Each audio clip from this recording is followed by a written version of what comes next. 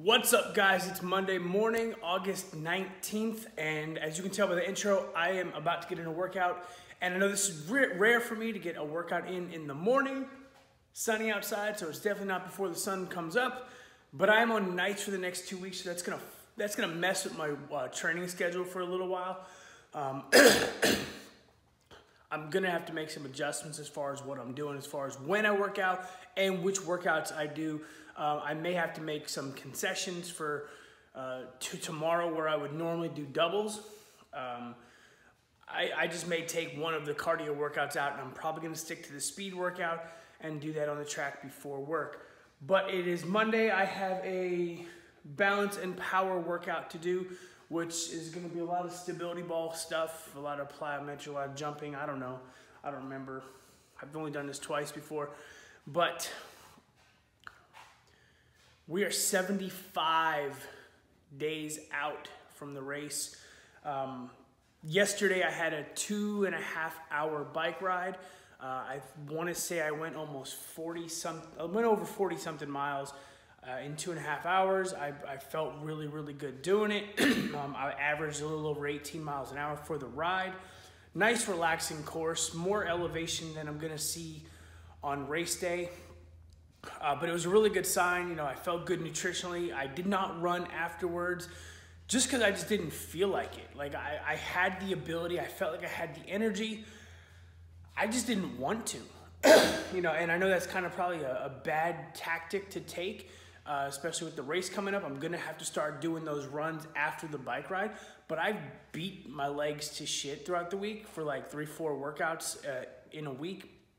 I didn't feel like hammering them for 2.5 hours and then running again was beneficial for me, but it's gonna have to be. So maybe next week when I do my Sunday ride, I will, I'll have to get off and run for at least 10 to 15 minutes afterwards. I'm not gonna go as long as I originally planned. Like I was planning some stupid long runs after my rides. I'm definitely not gonna be able to do that. I don't think I'm gonna have that in my repertoire at this point. But we'll see. We got we're 10 and a half weeks out, or just under 10 weeks, or under 11 weeks out. So we've got time to play with it. We've, you know, not much time, but we've got time to play with it. So the next 10 weeks, we really get serious. I know we have a few weeks until peak week. So the first week of October is peak week, and that's pretty much the longest distances I'm gonna have to do.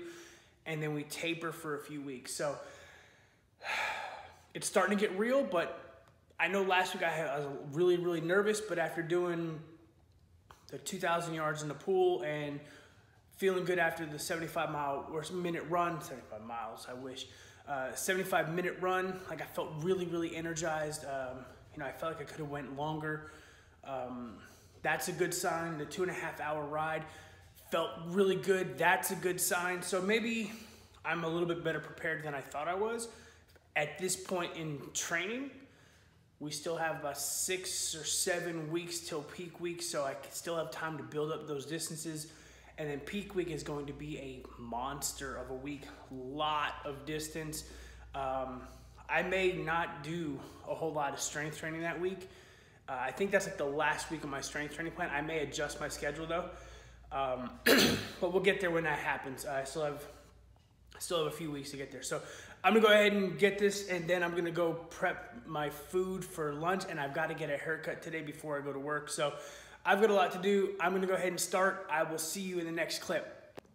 All right, so I haven't left for work yet. Obviously, it's 10:23 in the morning, so I'm not ready to go to work yet. So I'm doing my meal prep for the week. Since my schedule is gonna be, I'll leave for work around 12:30, depending on the day. I have a meeting tomorrow at 1 that I have to be there for, so I'll leave a little early tomorrow. But most of the week, it'll be about 12:30, 1 o'clock, I'll leave for work.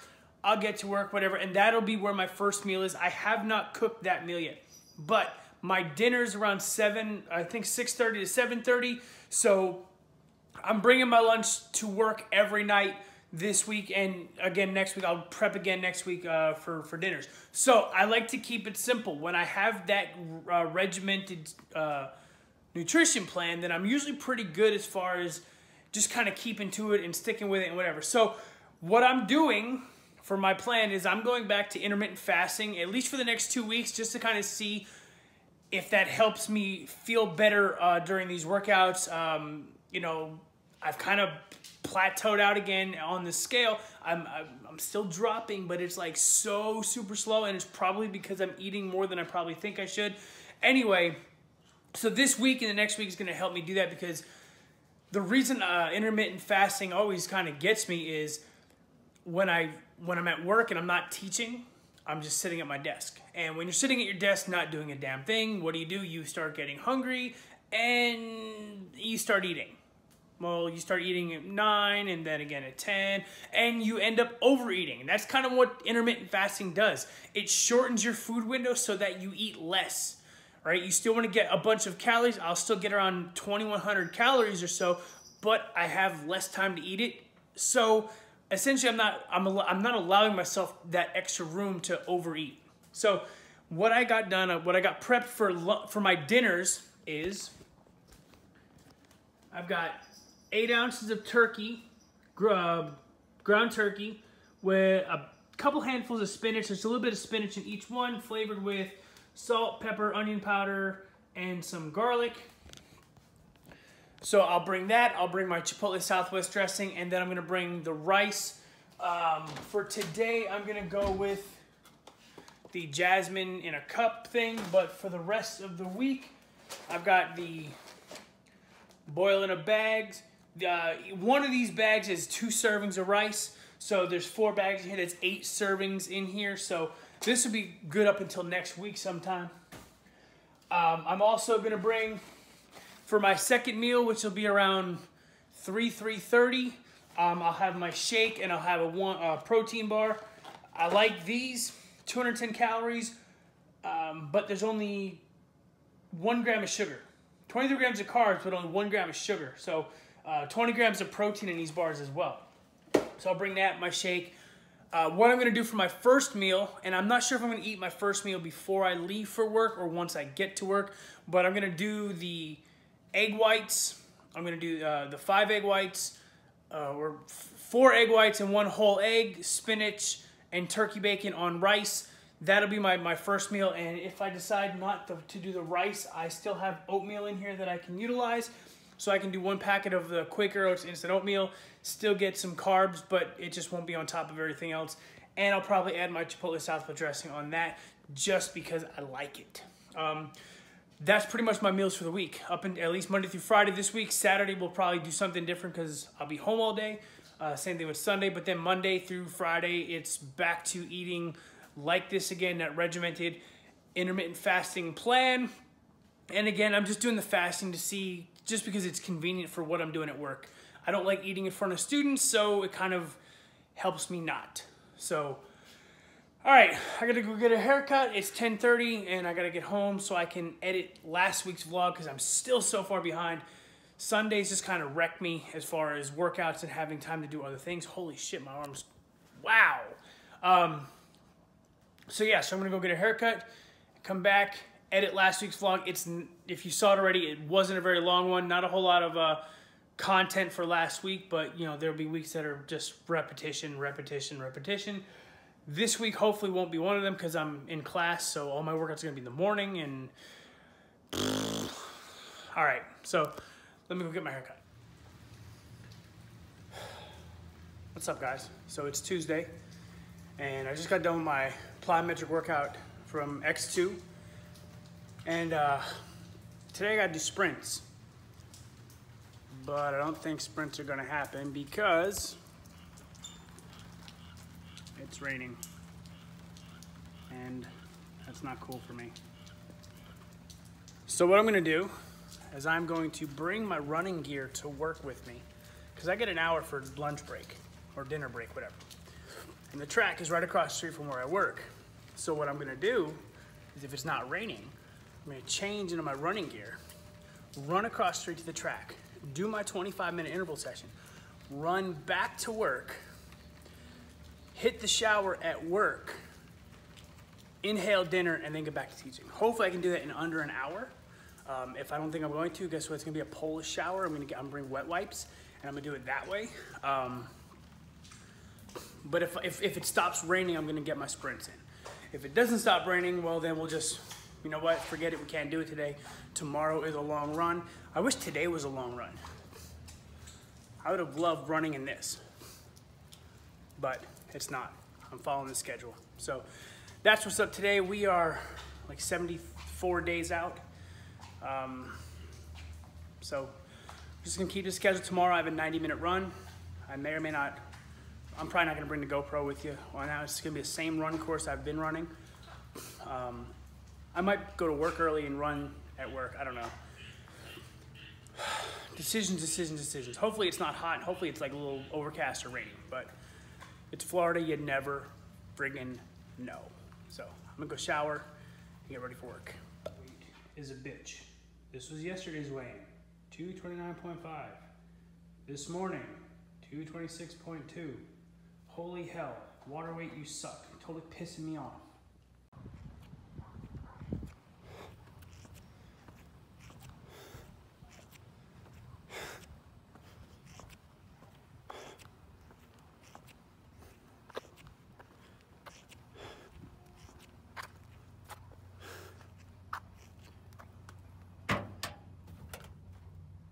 What's up, guys?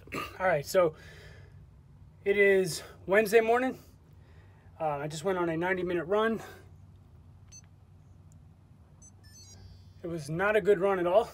I mean, it was okay. It wasn't my best, though. I ran yesterday. I did my sprints yesterday, and I did plyometrics yesterday, so my legs were exhausted. I didn't even get a full 10 hours to recover from that. So my 90-minute run was only about a little over 6.5 miles at 11:46 pace. I did have to walk a little bit. It is humid as a mother out here. And the first couple miles, while they were my best, were the toughest to breathe. Yeah.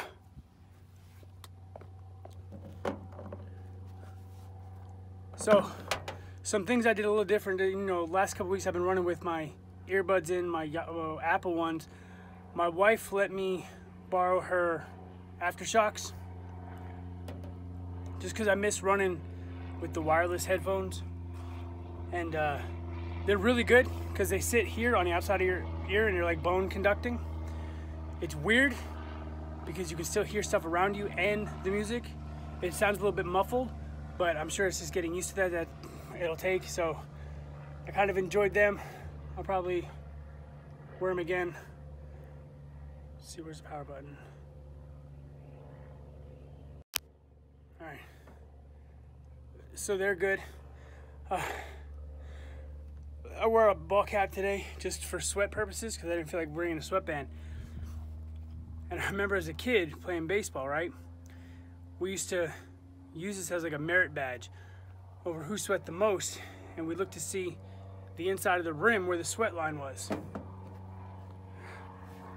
I win because my hat's dripping with sweat. It's completely saturated. Probably part of the reason I couldn't breathe, because I couldn't expel that hot air. But now the real reason I'm starting to get frustrated on these runs has nothing to do with the running, the humidity, that I can't control that. I found out what I hate most about the Hoka One One shoes. Let me get my shoe. So this is the Hoka One One Clifton 4s, I think, maybe the 3s, I don't know. Now I got these in early 2018 when I was gonna train for Ironman Florida last year, but then I had an injury and I couldn't train last year. So I just kind of shelved them for a little bit, and I didn't run in the summer with them. But now I'm running this summer, and the thing that sucks the most about them is while they're comfortable, they're very cushiony, they absorb sweat and don't release it, ever. So halfway through the run, you're like, you feel the squishy, you hear the squish noise, and the more you sweat, and I'm a big sweater, the more water gets absorbed into the shoe. More water in the shoe means it's getting heavier. Heavier shoes means heavier runs, means your legs gotta work harder. So I'm not a huge fan of that. I'm not sure there's anything I can really do about it because I got to run in the summertime, and I'm not about to change shoes and break a new pair of shoes in just to see if it doesn't retain the sweat like this one does. I've got, where are we at? Closer to 70-something days left. Yeah, so we got like 73 days. It's not worth it to get a new pair of shoes and break them in. So, unfortunately, I'm going to have to suck it up and deal with it. But that is something I do not like about the Hokas.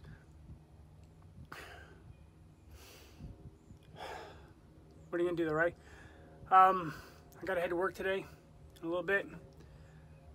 It's not as late of a day today, but tomorrow's going to be a late one. So thankfully I get a few days from pounding my legs off because my legs are exhausted. They were very heavy today on today's run because of last night's sprints. So I need to adjust my schedule, do my sprints on Monday to give myself Tuesday off, and then I can do my long runs on Wednesday again. And then I can swim on Friday. So we got to work out tomorrow. It's just upper body weights, shoulders and arms. No plyo, no cardio, no jumping, no running, whatever. Awesome. So my legs get a full day off. They swim on Friday. I don't remember Saturday's workout. Back and balance, so it's pull-ups and plyo, I think. So that's going to suck. And then Saturday, 70 days left. Man, 70 days. It's almost here, guys. I know you're probably getting bored of this content, so if you're getting bored, give me a thumbs up and comment below if you want me to add some stuff to the videos. I'm sure you're tired of the talking head, but it's just repeat, man. It's lather, rinse, repeat every single week. It's the same shit, same workouts, just running longer, riding longer, swimming longer. Doesn't change. After the Ironman, it'll change, but until then, it is what it is, guys, you know? Peace out.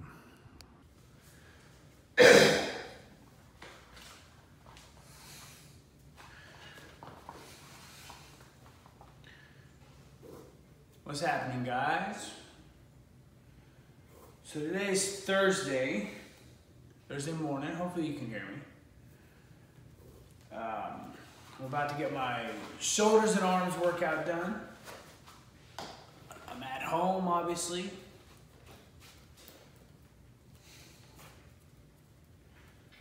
It's gonna be a shitty week because I got a 11-hour day at work today. I don't enjoy having my time off cut short for stupid ass mandatory meetings, but it is what it is. We're almost 10 weeks out. Oh my God, 10 weeks out. Crazy to think about. So, yesterday you saw the run, or post-run. Today I'm gonna do weights, no cardio today. Thank God, my legs are exhausted. Tomorrow's a swim. Thank God, my legs are exhausted.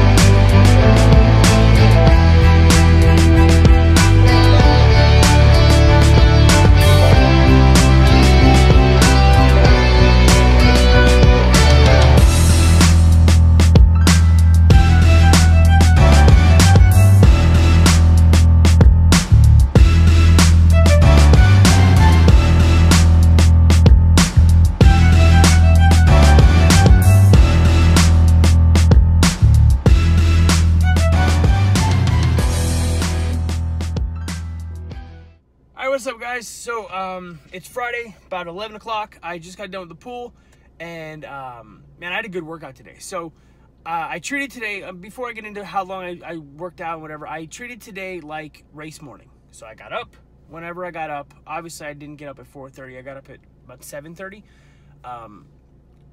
But I ate right away, ate oatmeal. By 9:30, I was down at the pool, had my pre-workout, ready to go, in the water, swimming. I wanted to see if last week's swim and just kind of feeling sluggish was based on not fueling properly or not fueling the way I wanted to fuel, or maybe having too much stuff in my stomach at the time of swimming. And today was a much better swim. I got down to the pool and I felt great the first 1,500, which is just shy of a mile. 1,500 yards, I was feeling really good. That's about when I started noticing my lats starting to fatigue. Nothing spectacular, but you could like tell they were starting to like, okay, man, I'm getting tired here. I ended up doing 2,500 yards in 51 minutes and change. What does that mean? Well, it means I averaged 2 minutes and 3 seconds per 100 yards, and honestly, I am thrilled about that. Because I look back at my Gulf Coast times from May, and I did 2,100 yards in 2 minutes and 33 seconds per 100. So I'm 30 seconds faster per 100 yards now than I was in May. That's awesome.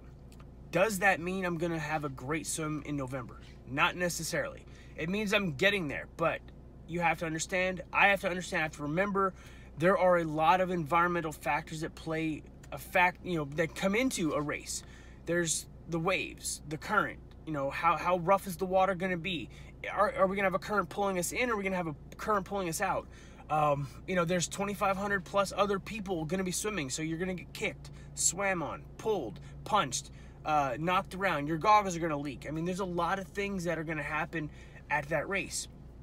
The only thing I can take out of this is that I did 2,500 yards at a 2:03 pace, which is 30 seconds faster than I was 5 months ago, and I have to keep on building on that. I still have about another 6 or 7 weeks until peak week when I do 4,500, which is about a little over 2.5 miles.